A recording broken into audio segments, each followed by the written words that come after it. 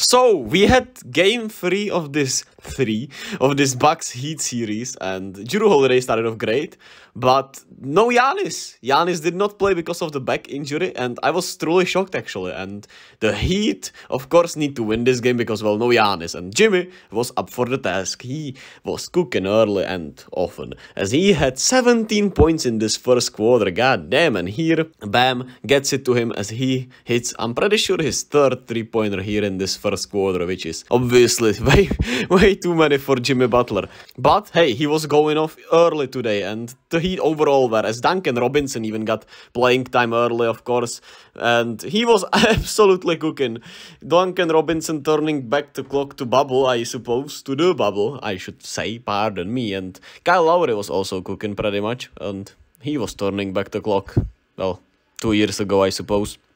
As the Heat had a pretty huge lead here, and the only thing keeping the Bucks in this were the three-pointers, as they were knocking them down fairly consistently in this first half, and making this at least a close enough game for it to be a somewhat interesting match.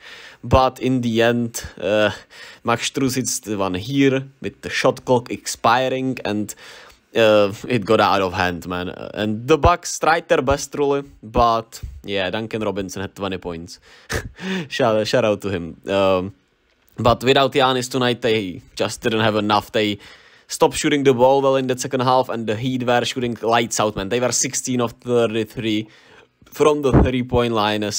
I mean, that's as good as it gets for the Heat, right? And you expect them to go cold next game, because that's been the whole season for the Miami Heat. They go hot one game, go cold the next two games. 2 games pretty much, yeah, I would say. So we'll see what the Heat do in game 4, but of course leading 2-1 over the Bucks is never a bad thing, and maybe they will force Giannis to play a little earlier than the Bucks would have wanted him to. And Jimmy, like I said, was sensational, hurt his back also later in this game. Hopefully he'll be fine, but he didn't have to return for the Heat, thankfully, so I think he'll be fine for the next game. I hope so, at least. Bam had 12 and 11. He was not bad, especially defensively. He was really good. Max Strus showed up.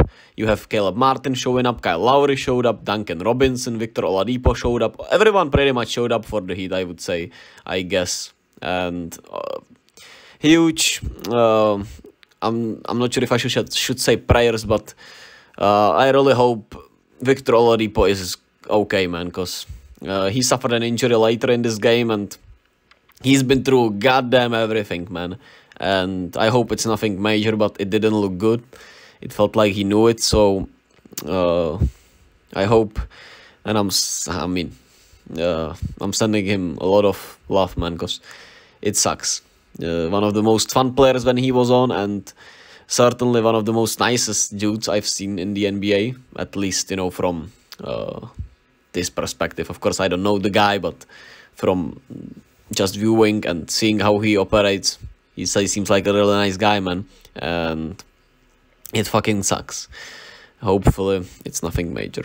And we'll never forget that 2017 Pacers team, man, where they, well, 2018, pardon me, where they almost took the Cavs out in that first round, man. That was a special matchup, actually, and Victor Oladipo was the man behind it. As for the Bucks, they were 15 of 39 from the three-point line, hit just 99 points, had way too many turnovers.